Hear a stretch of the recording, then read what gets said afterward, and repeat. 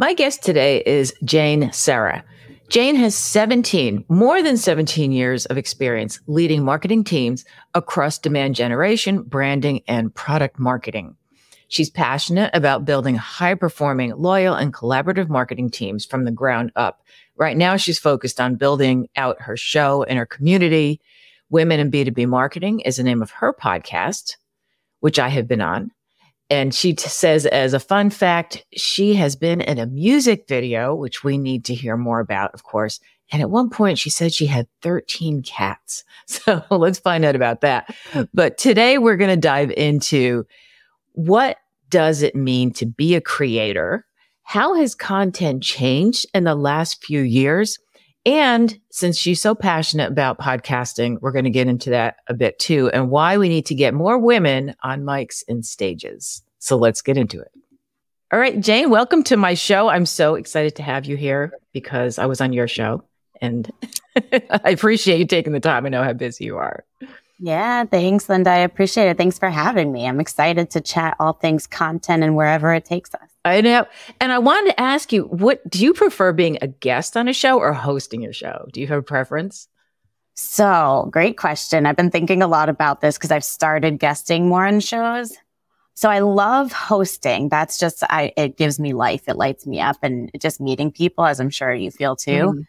Guesting is definitely something I'm getting more comfortable with and getting on mics and talking about myself more, but I'm much more, let's talk about you. So that's definitely my preferred, but I'm working on this part. So thank you for letting me test it out with you.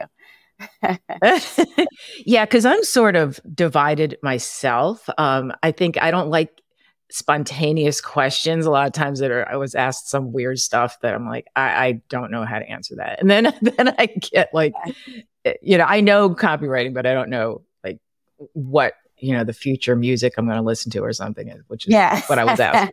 Like, I don't know. Yeah, but that's hard. I know. I'm not good with impromptu stuff. So it's good to, when you're the one that's hosting. But I wanted to start with you questions about content. Now, content has changed so much in the last few years. And I wanted to get your take on how you feel it's changed and how it has influenced your approach with your content.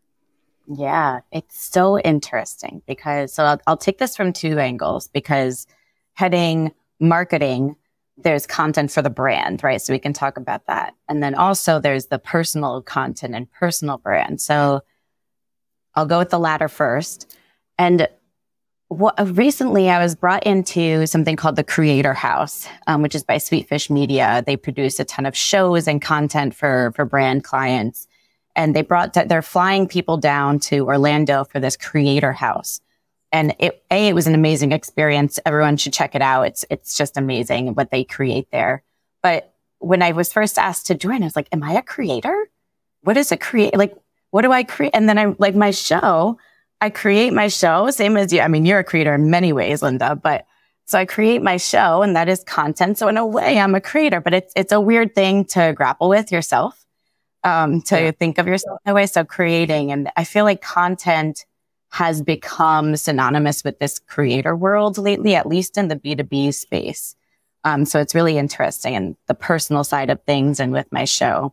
And then on the branded side, it very similarly, content used to be 20 years ago when I started out. It was, back then it was brochures, right? And a printout content. And then internet came around and everybody had to have a website, and content was blog posts and writing copy on your site. And that was really what it is. And of course, more recently, blog content, SEO, that was really the focus of content, was written content on your site to drive traffic to your site.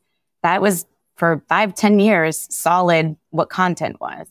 And now the past few years, it's just evolved into a very video first format as a next phase. So everything kind of starts with video. You can strip out the audio, make a podcast, and have sound bites, have clips for social, turn it into a playbook, turn it into this. Everything's about repurposing and distribution, right? But then there's the next layer beyond that, is that the content itself in video format has become much more focused on entertainment.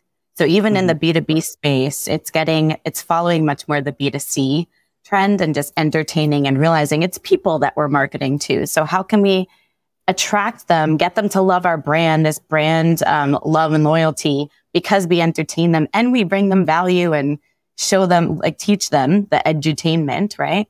Yeah. And that's just it's almost, there's this weird pressure as a marketer. I wonder if you feel this too, to be funny. Yeah. So like to create content and I'm not naturally, I have my snide remarks and I'm sarcastic, but I'm not a comedian. I can't do stand up and these kitschy things that people are doing that are awesome. I can't fake that. So it's interesting trying to find your place in the world of content nowadays. Yeah. And it's funny that you bring, ironically, it's funny that you bring up humor, because that's something like when I'm with my friends, I'm that funny friend that people call when they need a laugh, and I have a good sense of humor, but I find that when I get on like a video call like this, even I kind of stifle it.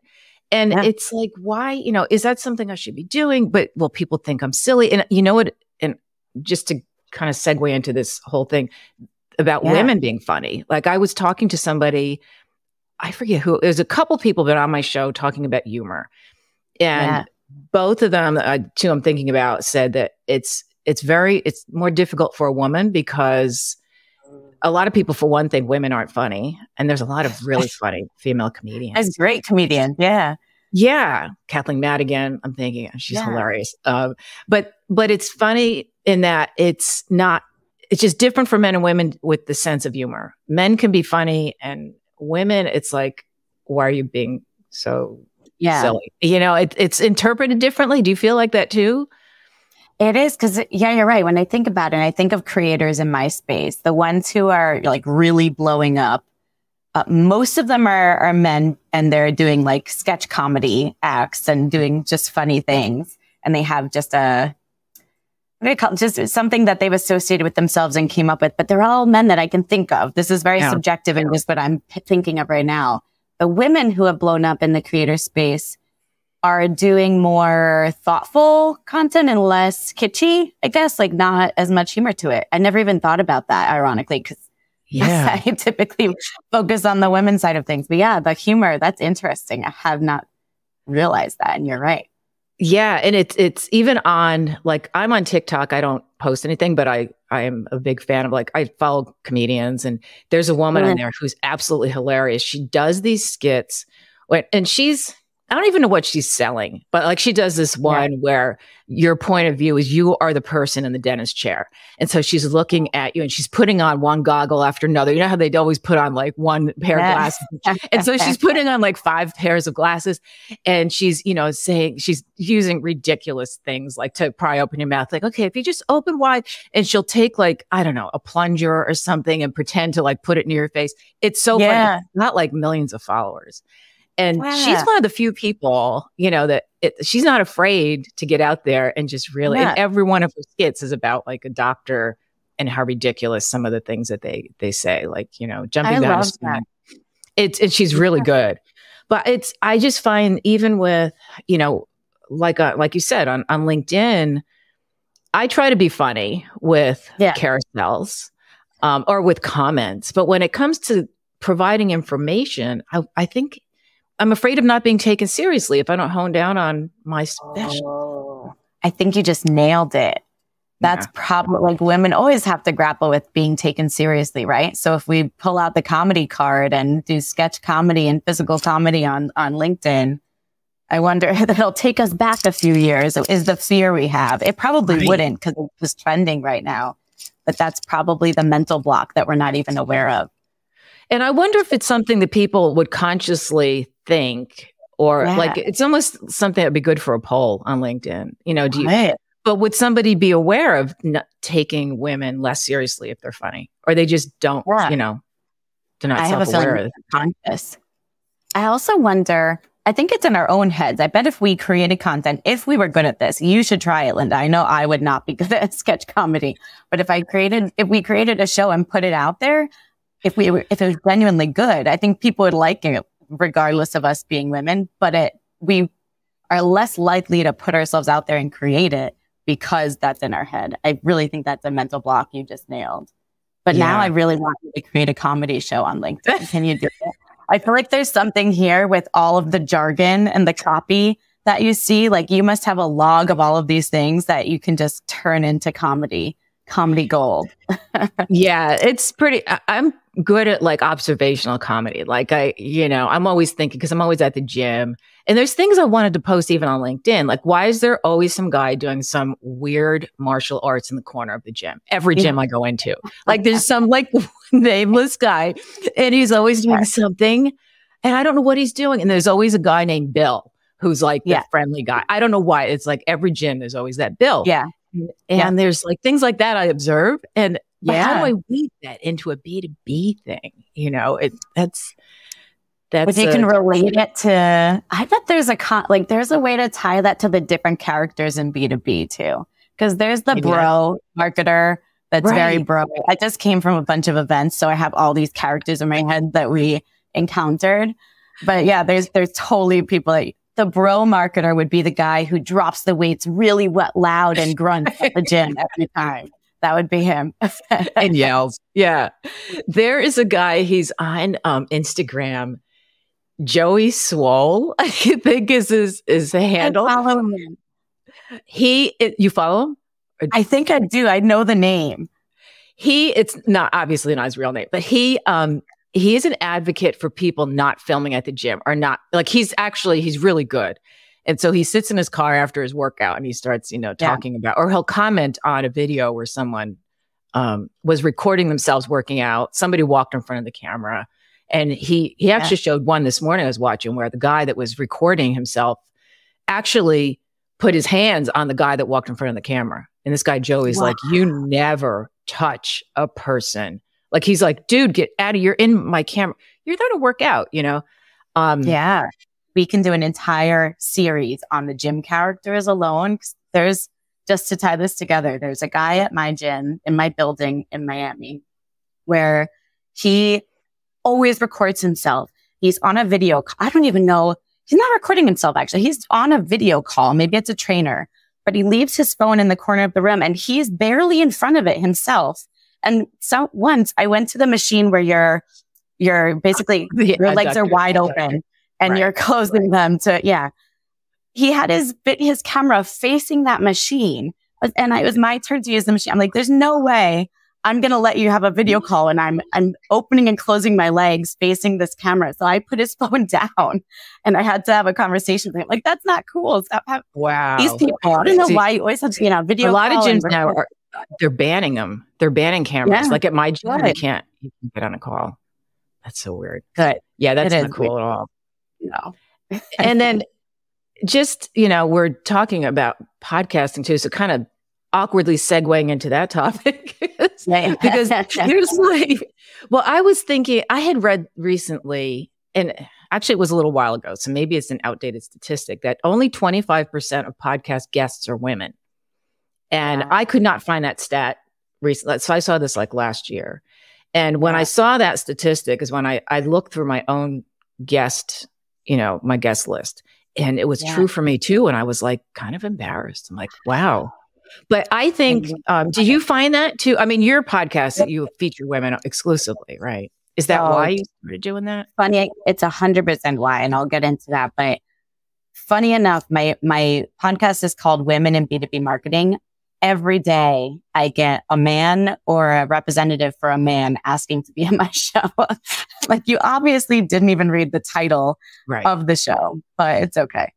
But yeah, I created the show for that reason. Because I mean, this is subjective. It's really hard to find a ton of clear data on podcasting still. I need to keep an eye. I need to keep checking for this year. But when I first started, I realized I work mostly with women, and the stats there are clear. The marketing teams typically, I think it's around 65% trend women. So there's more women in marketing overall. Really? And my podcast feed, I listen every day. I start my day listening to a podcast. And my feed for marketing was all men interviewing mostly men. So I felt that very strongly myself. And I just got pissed off when I realized that one day, that it makes no sense that we're more women in marketing, but fewer women on mics and podcasts. And then we also see that in events, right? On stages, there's fewer women on stages in general. And it's the first step is everybody realizing, right? So it's great you recognize that when you're not actively aware of that and actively trying to change it, you're still stuck in that. So finding out that you are and then changing, you have to be active in identifying who's on your show and who you want to be more on your show. And in an events too, it's the same. It just takes a little more like extra effort for everybody planning, but it's important. Mm-hmm. And I think in my case, and it sounds like this is what you've run into, is more men will pitch themselves 100%. to a podcast. Yes. And I get that all the time. I will seek out women and I'm trying to get to be a guest on more podcasts. Good. And I find that it's, I don't handle rejection very well. So I have to make sure it's really a fit. And I haven't really pitched myself to many. Like I've had people come to me and I'll just, because I want to get on podcasts. So I will say yes to pretty much anything, even if it's kind of vaguely related, because I can use the clips, like you were saying, repurpose them. Yeah. But yeah, do you think it's that? Like what would be the reasons? Just that one, it would be men pitch themselves more. Yeah. I think you're nailing it again. It's that my hypothesis is that it's very, very similar to the stat that more men will apply to jobs that they're 70% qualified for. And I think that I'm even giving an extra few points there. Whereas women will only apply to jobs typically that we 100% qualified for. And I think it's the same for podcasts and even applying to speak at an event, is that there's that fear of rejection, imposter syndrome, and also just this, am I ready enough? Am I prepared enough? I have to be 100% ready on this topic and I can't mess it up. Right. So that's exactly, like I created my show to create a safe space. I try to be pretty welcoming and keep it a casual conversation. You can full edit rights, so make it really comfortable for people to come on my show. There's really no blocker there. Mm-hmm. So that we can just get more women out there and practicing, right? And getting comfortable being on mic so that they can keep doing it and their name is out there and they can use this for clips to share for future events and speaking up. So I think it's definitely just our fear in a few different ways. Yeah. I think it even relates to the whole humor thing. Men don't care if they're taken seriously. They really don't. I don't think. I don't know. And it's something that, it needs to change, but I don't want to be like this, I don't like stirring the pot a lot. I'm just not that kind of, I'm such an introvert, but I do want to make changes. So I guess this is the way that we can do it, is having more women, on the podcast, you exclusively. There's even like crazy, there's deeper layers even past that, right? So what I found on my show, it's all women. So that part's good, but deeper than that. So one side, the women that do raise their hands to come on my show that approach me, 90% white women, which, love to have them on too. But like there's layers of diversity underneath that make it even harder and harder. So if we get to anybody non-white woman, that's applying, it's very, very difficult. Like I go out and actively seek all kinds of diverse people to come on my show, but it's definitely a lot more effort, but it's worth it. So you have to go out there and really search for really good people and make sure you have diversity on all ends and all sides, right? So it's like, and that's true. And I probably don't have enough. So many people pitch me that I don't really seek out guests. I'm kind of, but lately I have been, because I'm really intent on honing in on kind of the challenges within like the health and fitness sort of, area, because it's where I am. I mean, do you have any thoughts on that? Like with marketing, have you done marketing for any kind of wellness or health companies or B2B? I'm trying to think. No, it's always been B2B. I haven't been in the health side, but HR is the closest. There are some wellness components to the HR tech world, right? So, but no, not direct wellness and health. But I would imagine that probably, I'm curious, does that skew male as well? I don't know. I was going to say I was surprised when you said that marketing tends to be more women oriented because I thought it was the opposite. Do you think it's, what do you think it is? You know why you think that? Because you see men everywhere because they're the ones talking.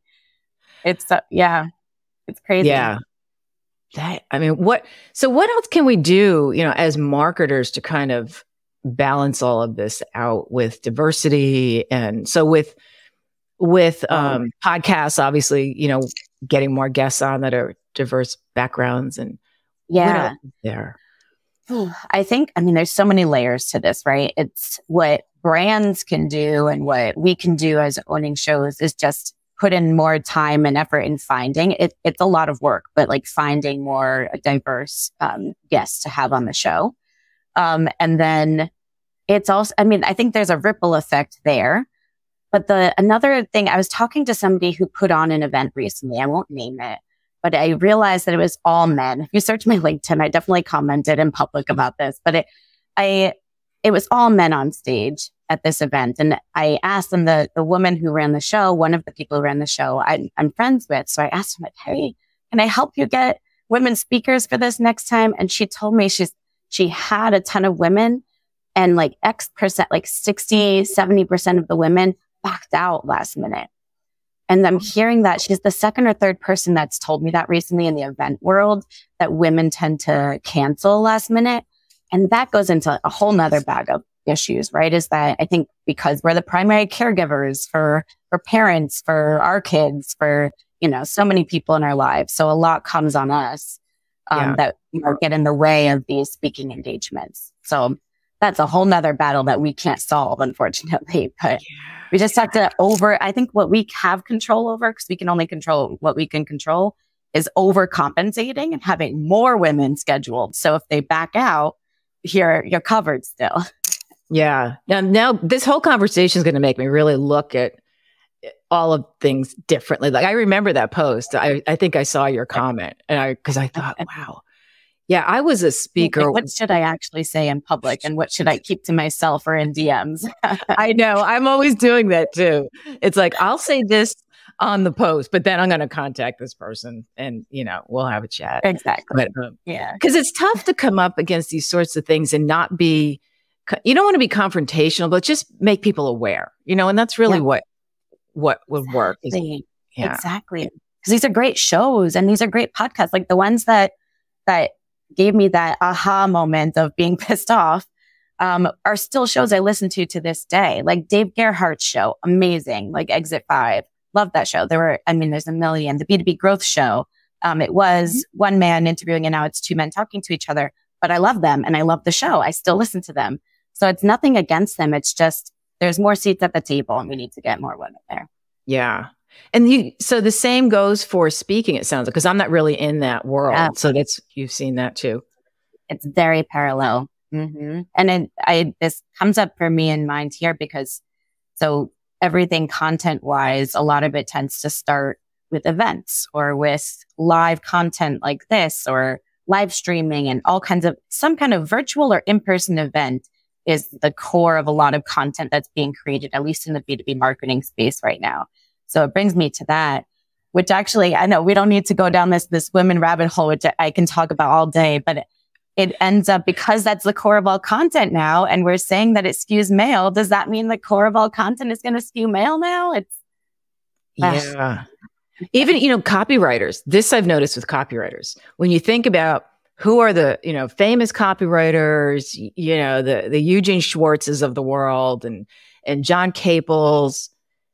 I mean, when I ever mentioned, like Joanna Wiebe was my coach. She's in Canada and she has a agency called Copy Hackers, and she's huge. Awesome. Like in my world, she's like, I pay homage to her. She's just great, but you never hear her name. Once in a while, though, you do lately. I'm seeing her name, but it's always the male copywriters that come up first. And when you think about all the quotes from copywriters, and I'm guilty of posting those myself because usually really great quotes like Eugene Schwartz and, copy isn't written, it's assembled. Quotes like that, but they're all male oriented. So That's we need to find those quotes by women and start putting that behind us and in our podcast. Yeah. I'm just looking behind me now and seeing if I have anything that's, I have books behind me and I think those, and I think we just need to have kind of a louder voice, but I don't know. It's not something we can do, right? Is ourselves. If we start putting ourselves out there more, like you're saying, you're getting more, you're trying to get on more shows yourself as a guest, right? Mm-hmm. Good for you, because that's helping for the movement that we're defining. And it's getting you on stage, on mics and feeds. And that has another ripple effect, right? Of making it more accessible to other women. Like, oh, I saw Linda on the show. Maybe I should go on that show. That's great. She was awesome. I'm going to pick her brain about that. Maybe I should be on Linda's show. And it starts conversation. So, right, you can't be what you can't see. Is that the phrase? So if you see more women on mics and stages, you're more likely to go yourself. And it's just funny because I have had I've had more men on my show because they do pitch me. And it's a different vibe completely. Like, it's not as casual. Like, I'm much more relaxed talking to you than I've had other people on. I'm sweating, like, and it's nothing wrong. But I'm I feel my armpits. I'm like, why am I sweating? It's cool in this room. But I get like really hyped up, even if I'm a guest. And I think part of it is also that I'm so intent on what I'm trying to say. And I get, it's just a different vibe. You know? Yeah, you probably feel like you have to prove yourself a little more, not to put words in your mouth, but like, I know I get that way sometimes. Yeah, I think that's part of it. But it's funny because I was talking to someone recently about how I belong to two different gyms because one of them is super crowded. They're both big chain gyms. And one is so crowded during the week. I go in at 5 a.m, 5:30 on Saturday and Sunday morning because it's the only time I can actually get in. And the other one, I go in during the week. And he said, but there's the person I was talking to, he's like, but there's a totally different vibe between those two chains. And I said, you're absolutely right. And I didn't really think about it until then, but it's sort of the same thing. And I was wondering, like, is it the people that are there? Yeah, because one is all like the ripped t-shirt, sort of yelling and screaming. And then the other one is more quiet and people are, just not really. He said they're more beginners. I don't know about that. I'm not a beginner. Been some million years. But it's just, sometimes you don't want to be in that high intensity mode all the time. Because my husband teases me with the one gym. He's like, how many of the gym bunnies did you see at the, because I said, what? I said, I'm one of them. So stop. Yeah. But there's a difference. And I think it's the same. There is. Different guests. Agreed. And the vibe matters so much. You're right. Yeah. Even on LinkedIn, like I did a poll a couple years ago. Why do you accept somebody's invite on LinkedIn? And one of the options was the person's vibe. And I think that got the majority. Like just that they're in my, in my profession or they seem nice, or I forget what the options were. But the vibe, I did not expect that to be a thing. And a lot more people than I expected said, I have to get like a feeling from them. Yeah. I love that. It's so true. So there's two things when someone sends me a connection request. And one is that they're not, unless I know them, there's not an AE or SDR title. Because then I just know as soon as I accept, you're going to pitch me something. And I'm not in market right now. But then the second thing is vibe for sure. Like not to say the picture, it's not really looks of the person, but the vibe that they give in their picture, it's kind of beyond that. And the headline, everything. Yeah, you're right. It's the whole vibe that comes across. I'm not that careful. Like I just usually accept and then I get pitched like a million times. Yeah. Like, what did I? Yeah. Somebody recently did this. As soon as I accepted this person's invite, I don't know what happened. Their automation must have gotten messed up. And I got 10 of, I'm sitting there, hear my phone ping, ping, ping, ping. It's the same message. Oh, I see that and you could tell it was, in fact, it was a template that wasn't even filled in. It was like your name here. I'm like, okay. No. So I blocked them and I actually reported them because happened 2 days in a row. I'm like, I don't usually do this, but stop. So yeah, what I'm seeing lately is a lot of people like I'll get somebody random who does not know me. They're just trying to sell me, but they'll like and comment on a ton of my posts or my comments, like 10 to 15 in a row. And then they'll send me a connection request. Yeah. And it's just the instant form. Like, I know you're trying to sell me something because that you used AI to comment on these. Like, none of it really made sense or added value. And I don't know who you are, but you're an SDR at this company. Like, this is not getting my attention in a good way. It's just, it's giving me a million notifications that I don't really care about. Did you post about that too? I think you did. Did you talk about that? Somebody did. I think Ashley Faust, who creates really great content on LinkedIn. She's been on the show. Yeah. Oh, awesome. It was quite a while ago. That is so funny. Well, do you have any, what advice would you have either for marketers or podcasters who want to attract more women to be guests or to just, in their space, a marketing space? So my number one piece of advice, and then I'll explain why, is just to be, like we talked about, super aware of who is in your content, right? Who is creating your content? Who is a face of your content? Owned media is so big right now. I was just at Golden Hour by Audience Plus, this big event all about owned media and creating content, right? And owned media is big where you're creating a ton of basically different series, be it podcasts, video series, kind of Netflix style, and you're hosting it somewhere. And you're bringing people there to consume your content and binge your content, very similar to Netflix, but it's in the B2B marketing space in my world. But this can be applied to any industry, really. So creating that kind of content, just take a look at what you're creating. And hopefully even before you get to that point and you have visuals, your plan. Take a look at your plan and who is scheduled to be on these shows. Is it all men? Is it all white men? Is it all white men and white women? Like, be very aware of who you're having on your shows. But this isn't just for the movement, right? And to do good. That's part of it. But it also will help you as a brand, because if you only have 1 million white men on your shows, and that's visual on your own media network, that's only going to attract mostly white men. And your audience is made up of 1 million types of people. So you want to make sure they see themselves in your content, and it'll just magnify your reach by just diversifying who's on your shows in every way. So put the time and effort. Yeah, exactly. And it's not hard. I mean, you just, you have to take a minute.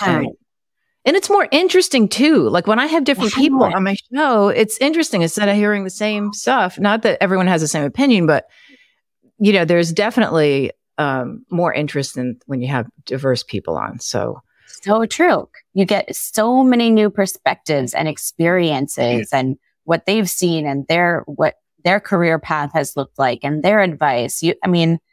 Diverse people just give so many diverse perspectives. And this is key for HR too, right? Like, when you're hiring on your team, you want all kinds of diversity and diverse ways of thinking. It helps everybody. It helps you ideate. So just doing that it will magnify the benefit of what you're doing and your content and your marketing for everybody in every way.